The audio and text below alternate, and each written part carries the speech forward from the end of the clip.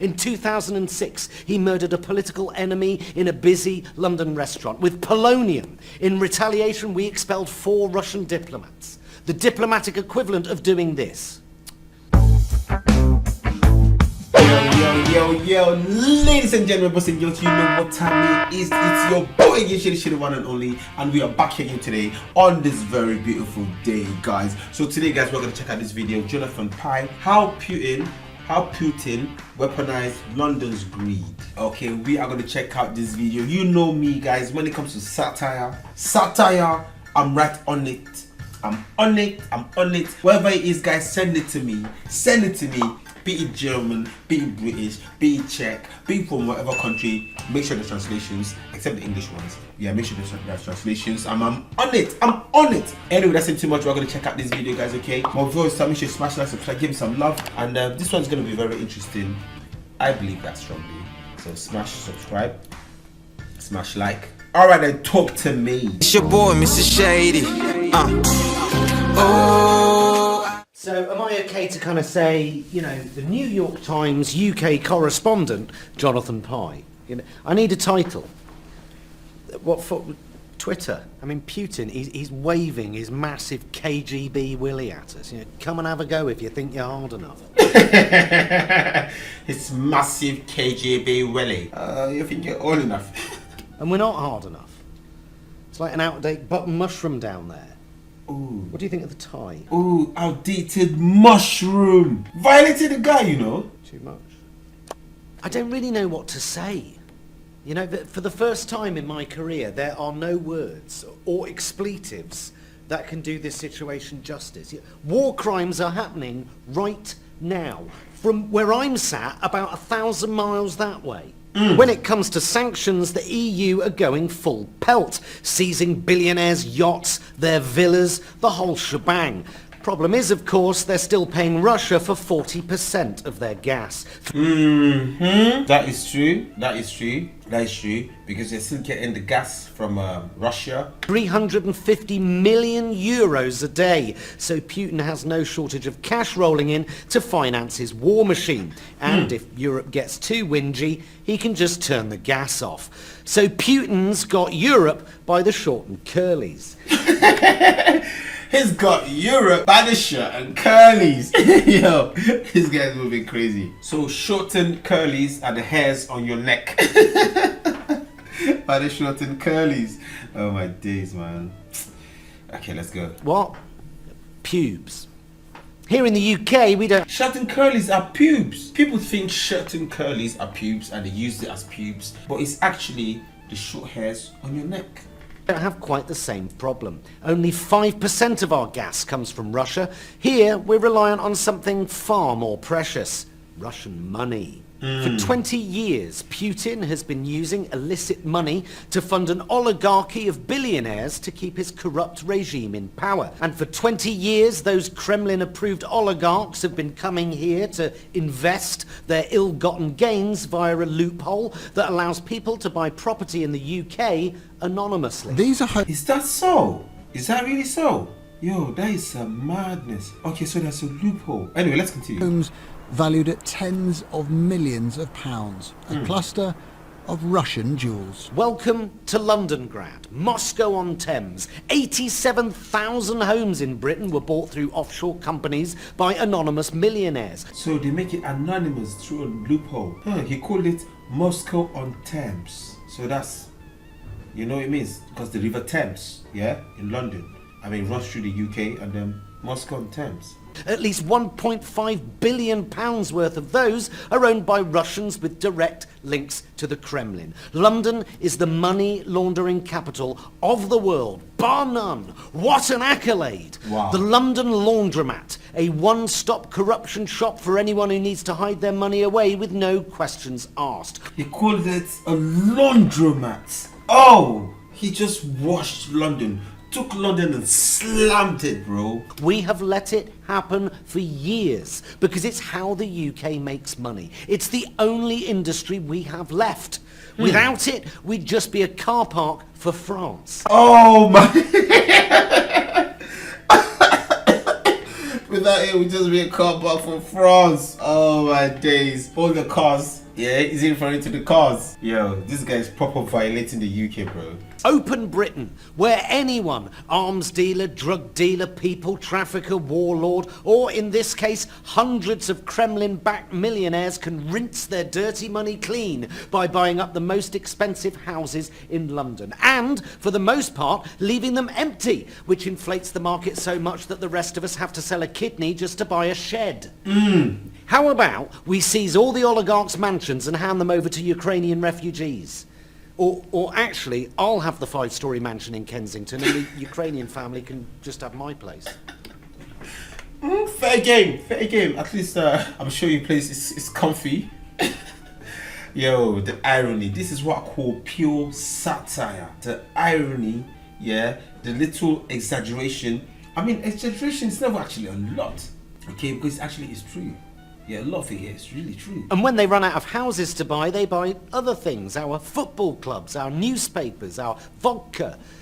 And we were happy to do this, because since the Cold War, Russia hasn't really been a threat at all, has it? I mean, this was Boris Johnson not 4 months ago. The old concepts of fighting big tank battles on European landmass are over. That aged well. Speaking of Boris Johnson... That aged pretty well. After saying that 4 months ago, then boom, Russia just went in straight Ukraine. So yeah, the big tanks are fighting again on European ground. So yeah, European soil is taking it. He's up to his tits in it as well. Since he became Prime Minister, Tories have accepted £2 million in Russian donations. I know in American terms 2 million is the political donation equivalent of tipping the bellboy, but here we're much more strict. We put a limit on the amount of dirty, illegal, kleptocratic money that our main political parties can take, which has an upside for Putin because it means British politicians are incredibly cheap to buy. In 2020, 14 members of Johnson's government received Russian cash. The Tory party chairman even runs a luxury concierge service that helps oligarchs buy property in London. For years, our government was handing out golden visas to hundreds of millionaires, many with close ties to the Kremlin, buying entry to our country and then influencing policy with their fat checkbooks. So of course, while the oligarchs' yachts and villas in Europe have been seized, their London mansions remain untouched. Because the dreadful, terrifying truth is, stronger sanctions against Putin are in danger of hurting us more than it does him. Stronger sanctions, yeah, are more in danger of hurting us in the UK than him over there. Yo, that is a madness because of the dependency of London on the Russian dough. And this was Putin's plan all along.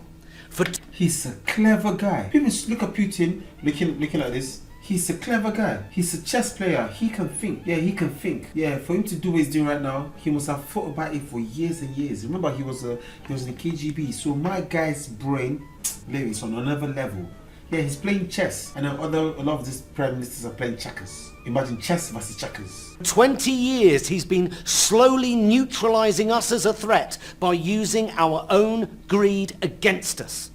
Putin is a vicious, brutal war criminal, a mass murdering tyrant, but a mass murdering tyrant we can do business with, right? So what does that make us? Gutless. And Putin, more than most, knows quite how gutless we are. He's been taking the piss for 15 years and watching us do nothing. In 2006, he murdered a political enemy in a busy London restaurant with polonium. In retaliation, we expelled 4 Russian diplomats, the diplomatic equivalent of doing this. In 2018, he did the same again with a chemical nerve agent and nearly took half the cathedral city of Salisbury with him. UK's response? Prince William didn't go to the World Cup final in Moscow. Oh, that'll teach him. But it didn't, did it? Putin is an enemy who has form in overwhelming use of violence, punishing the civilians for choosing democracy. Shame on him. But shame on us. Shame on us. That is it. That is it. Okay? Because you have to think. A lot of times people blame the perpetrator, yeah, of something, but how about you that allowed it to happen? Yeah, leave the person there. How about you that allowed it to happen? Yeah, look at yourself, okay? Before you remove the speck from someone's eyes, take out the log from your own eye, okay? What kind of a democracy allows itself to be willingly undermined by a dictator? What sort of a democracy turns a blind eye when an authoritarian interferes in its elections and murders innocent people in its streets? What's the point of democracy and freedom from tyranny if we welcome money earned through tyranny? Madness, bro. But here we are. Our entire way of life, Western democracy, revealed as a charade, a thin veneer behind which is hidden all the money we can stuff in our pockets. A story we tell ourselves to make us feel safe and moral, when in fact we are neither. It's so f***ing depressing. There you go, I found the words. F***ing depressing. At the beginning he said he didn't have the words, but now he found the words. Yeah, he found the words. What do we think about UK correspondent for the New York Times? I think it's got a nice ring to it. Yo, this guy just spat some things that I didn't know much about. I knew a bit about it, okay? I know that there are many Russian millionaires, billionaires in the UK. I know in London. I know many of these mansions, many of the businesses, like even football clubs, are owned by like Russian billionaires, okay? But then, like he said it, Putin had been planning this for years. He's a very clever guy. For years he has his plans. In fact, the whole of Europe almost depends on him. Now look at the gas that most of Europe is getting from him. Okay, imagine that. Okay, for him to take a step, it's because he knows what he's doing. He knows that they need me. But how? He gradually planned it and then got them into where he wanted them, and boom, he has them. That's how it is. He has them. So, yeah, man, it is what it is. Like I said, satire, I love satire. Satire is crazy, okay? Like, it reveals truth, even though it's exaggerated. Guys, remember, satire is exaggerated. Yes, so guys, remember, a satire is exaggerated. It uses a lot of irony, it uses ridicule, but it uses it in a way to criticize and expose vices, okay? And also stupidity of people usually related to politics and that, okay? This was actually very intense, I'm not gonna lie. Very, very, very intense. Okay, like I said, a lot of the things here I do not know. Okay, a lot of things I do not know, but I have an idea about it already. Because I mean, come on, bro. I live in London. So I see, I hear, but then knowing things in depth like this, yo, this is mad. Jonathan Pye, thanks for this. Thanks for this. These are things we need to just check out and look. But it's crazy. Me, I just pray for peace in this world. Like, lots of people are dying, okay? We need to find a way to sort out the issue, okay? Sort out this issue and save lives. That is it, okay? Save lives. Let both parties find a way. There must be a way. Come on. Yeah, find a way to resolve this. Please. I'm not Ukrainian, and I know the madness they say Ukrainians have been doing to black people. We saw it, yeah? But at the end of the day, first of all, what matters is the loss of lives is not acceptable in any form, okay? Let's find a way to sort this out, and then we can sort out other issues, okay? Love, let love reign, okay? Let's make love, not war. Alright guys, peace out. It's your boy, Mr. Shady. Oh.